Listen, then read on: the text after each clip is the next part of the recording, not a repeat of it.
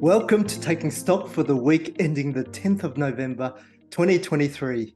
I'm Kien Trinh, Head of Research at Stock Doctor, and today I'm joined by our Equities Analyst, Daniel Ortisi, to stream to you all things share market. Welcome, Dan. Great to have you on board. Yeah, good to be here, Kien. It's a great episode today, so hopefully everyone stays tuned in. But before we get started, just a quick yet important reminder, the information we provide today is of a generic nature and therefore shouldn't be taken as personal advice. Remember, shares are volatile and any past performance figures shouldn't be relied upon as a guide for future performance. Well, Dan, equity markets, they've rebounded this week, and that's spurred by increasing optimism that the US Fed may be done by raising rates. In addition, oil prices have fallen back, and that's due to weakening demand outlook and also less concerns of the potential for supply disruptions across the Middle East. Here in Australia, though, and in line with expectations, the RBA did raise the cash rate by 25 basis points to 4.35% to help fight inflation, which was unexpectedly strong in September. That was for the September quarter, leading to the core annual rate of 5.2%, well above the RBA's target band of between 2 to 3%. Looking forward, the market is pricing in another 36% chance that an interest rate hike will occur around February 2024. And you can see this with the chart on screen, where interest rates are expected to peak in around April to May 2024. And we know, Kien, that rising interest rates do affect businesses differently. Within our Star Stock universe, companies with client cash management accounts such as the ASX, Computershare, Hub24, and NetWealth can actually benefit from passive returns on these client cash accounts. Others, such as Challenger, benefit from higher demand for annuity products, and stocks such as Suncorp and NIB Holdings benefit from higher portfolio yields from their fixed income investments. Yeah, some of these stocks could represent opportunity, especially they've been sold down over the last couple of months. But rising interest rates also weigh on sectors such as property trusts because it can lead to higher debt costs and lower asset valuations. Not to mention retailers as well, which are impacted from lower consumer spending. But this is why it's important for us to focus on those high quality exposures with earnings that are less vulnerable to the interest rate cycle. For instance, within our Star Stock universe, Dan, we are investing in property REITs, which focus on growth areas as well, including childcare service stations like Arena REIT, Charter Hall Social Infrastructure, and Waypoint REIT. And this kind of offsets some of that rising interest cost impact. And with the bank reporting season in full swing, Dan, what has been some of the key themes to emerge for income investors? Yeah, so far, Kien, overall, from a financial health perspective, the banks remain in good shape, certainly with excess capital on the balance sheet, well above regulatory requirements. In addition, we've seen that credit quality remains under control, with less than 0.8% of loan payments being overdue by 90 days, which is still below the pre-COVID average. Yeah, borrowers seem to be managing their loan repayments pretty well at the moment. However, from an earnings standpoint, Dan, the banks continue to face net interest margin pressure. And this is the earnings they generate through loans less their deposit rates. Intense competition has led to the largest bank, Commonwealth Bank, losing some of its market share to others, including ANZ and Macquarie. And there are now concerns that CBA, the Commonwealth, will need to offer aggressive pricing to remain competitive. And this could slow down its profitability, with earnings expected to drop by about 5.5% in the coming year. Despite this, though, the bank is forecast to increase its payout ratio to around 80% and keep its dividend constant. And this translates to a gross dividend yield of around 6%. In addition, Kien, the banks have reported higher than expected cost growth off the back of wage pressures and further technology investment. This was evident in NAB's result as forecast expense growth for FY24 was above market consensus. The bank is expected to pay an attractive gross dividend yield of around 8% and is expected to go ex-dividend next week on the 14th of November. Yeah, those expense growth, that's going to lead to a narrowing in their net profit margins as well, Dan. But members can compare the bank's metrics by referring to the income view under the watch list and then selecting star income stocks, sorting by the GICS classification. And you can see that the bank sectors come on top. And looking at some of the key metrics there, we can see that Westpac has a higher gross dividend yield than the others at around 9.5%. So Dan, can you help investors understand why this is the case, and does it represent opportunity for Westpac? Yeah, it's a great question, Ken, and one that we do get quite frequently from our members. We do note that Westpac has a high dividend yield because the market perceives it to carry higher risk of share price volatility. If you look at the price change over a 1 year, we can see that it has underperformed its big four peers, and its return on equity is actually the lowest out of these peer group. Even though the bank reported growth in loans and deposits in line with market expectations, it has come at a cost, and we know that net interest margins are declining in the second half. Now, that, as you mentioned, is due to that intense competition within residential lending. In addition, operating costs have jumped by around 10% in the second half, and there's going to be further investment spending there. Westpac has abandoned its recent cost targets for FY24. Meanwhile, the business is still trying to absorb some of the recent integration risks of previous acquisitions, such as St. George's Bank and also the Bank of Melbourne. These are just a few reasons why it has suffered some of the largest earnings revisions as well, and tends to therefore trade at the largest gross dividend yield. Okay, Dan, that makes a lot of sense. And I noticed that also that ANZ and National Australia Bank, they trade on a slightly lower yield because they have high exposure to institutional and business lending, which helps diversify its revenue away from that competitive mortgage market, which requires aggressive price discounting to enable banks to win market share. Now, looking ahead, earnings growth for the banks are forecast to decline on the back of a slowdown in home lending, higher costs, and expectations of a rise in unemployment, leading to an increase in bad debts. On average, though, the payout ratio is expected to rise by around 80%. So, Dan, do we believe dividends are sustainable from here? Yeah, it's a good point, Kian. And the rise in payout ratio, it's not typically unusually high when we compare it to history, certainly pre-COVID. The key factor in assessing the sustainability of dividends will really be the determination of asset quality for the banks, which, as we've mentioned, does appear to remain strong. In fact, with the recent results, bad debt expenses came in below expectations.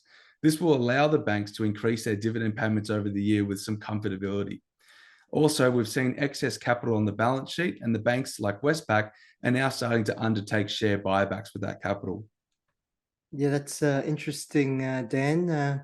And you might be wondering why the banks would choose to undertake a share buyback instead of using the capital to pay dividends. Well, given increasing pressure on net interest margins, I think the banks prefer to use that capital to buy back shares, support their share price, and improve their profitability metrics like return on equity and earnings per share growth. Also, Dan, recently Macquarie released its first half result, which came in below market expectations, and that was due to higher operating expenses.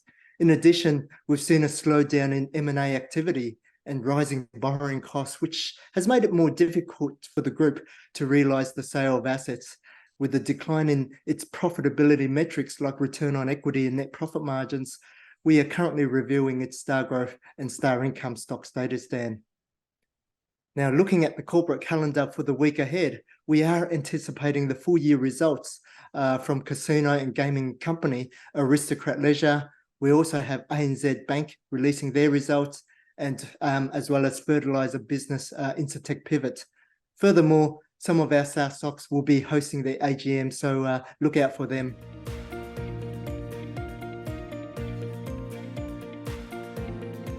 This week, we put the spotlight on cloud-based accounting software provider and borderline star growth stock Xero.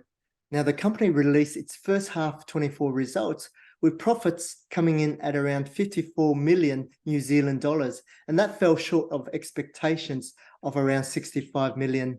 And this caused the share price to tumble by about 12% on that day. So, Dan, what has driven the lower than expected earnings result? Yeah, Ken, it appears that the miss was driven by a few factors, and primarily this included the higher than expected sales and marketing costs, which rose about 16% year on year. And the main reason for this was due to the sponsorship of the FIFA Women's World Cup. In addition, we did notice that churn rates were slightly higher than expected, rising from around 0.9% to 0.94% as well.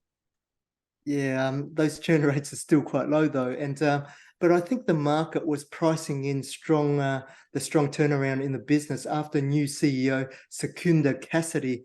She took the reins early in November 2022 and began a strategic review, cutting costs and also raising prices. Now, previously, the company focused on growth at all costs, and this involved numerous acquisitions and capital raisings. Of course, this led to a dilution in its return on equity metrics and a write-down across some of its investments, including the SME lender called Waddle and rostering software business called Planday as well. Yeah, we also noticed, Ken, that despite the earnings miss, we do believe that the share price reaction does appear overdone. The business improved the number of subscribers by 13%, and the average revenue per user rose 8% in constant currency. The stock is also well covered with around 16 analysts, and although consensus targets have yet to flow through following the result, we do believe the stock will trade at a discount to fair value. The price to earnings multiple is high, but it's important to remember that this will start to come down quickly off the back of multiple years of strong earnings growth projections. Yeah, there seems to be a lot of growth to come with this stock, Dan, and it could represent opportunity for those long-term growth investors. And despite the results miss, we remain confident in the CEO, Miss Cassidy's ability, given her previous experience in a number of large fintech companies, including Google and Amazon. And she plans to improve efficiencies by removing about 150 to 200,000 idle lower value subscriptions from the first half of 2024. And that's expected to lift the average revenue per user as well. And Xero's expansion into the US continues to be riddled with a few risks, Kien. It requires further technology investment in order for the business to compete with major players such as Intuit's QuickBooks, which continues to be the dominant accounting software provider in the US. As we've mentioned previously, for those investors who see an opportunity in the stock, they need to be comfortable with the active risks outlined.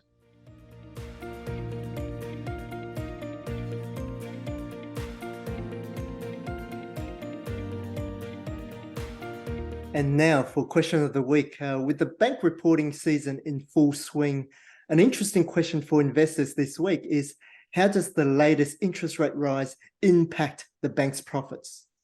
Yeah, the answer to this question is quite complex, Kim, because there are so many drivers. But firstly, we might touch on what we've seen as to the reason why interest rates are being hiked, and that's of course due to inflationary pressures.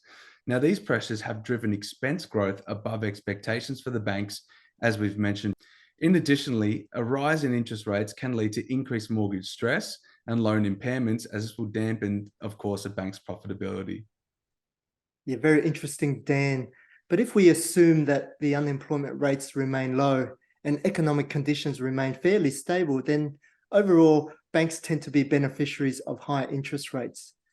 Thinking about the bank now, the core of a bank's profitability comes from its net interest revenue, which represents the margin the bank charges on its loans compared to the cost it pays out in deposits and other funding sources. When the cash rate rises, banks will increase the rates on their fixed and variable loans. Firstly, by raising lending rates first and delaying the increase in deposit rates, banks can lift their net interest margins, Dan. Yeah, in addition, Kian, banks can generate higher returns on their treasury investments as well. These investments are needed to hedge their interest rate risks and are often referred to as replicated portfolios. Yeah, very interesting there, Dan. But last but not least, also rising interest rates mean that fixed rates become more expensive. So customers tend to shift their loans towards the variable rates, which have higher margins as well. Overall, if unemployment rates remain low and bad debts do not rise significantly, rising interest rates do usually have a net positive impact to the banks and their core earnings profile. This, in turn, of course, should support its dividend yields, which, as we've mentioned, do remain attractive between around 8 and 10% on a gross basis. Yeah, still very attractive dividend yields there, Dan. And obviously, there are risks to be mindful of with the banks. But that's all we have time for today. Dan, love your contributions and insights. Yeah, thanks, Ken. Hopefully our members enjoyed today's episode. And for those who have any questions on today's episode, please come along to our Lincoln Live webinar on Monday. But to summarize, remember, banks, they continue to face margin pressure, but dividends appear intact for now. With rising interest rates, they can have a positive impact on banks' profits as long as economic conditions remain stable. Take care and have a happy, healthy, and prosperous week ahead, everyone.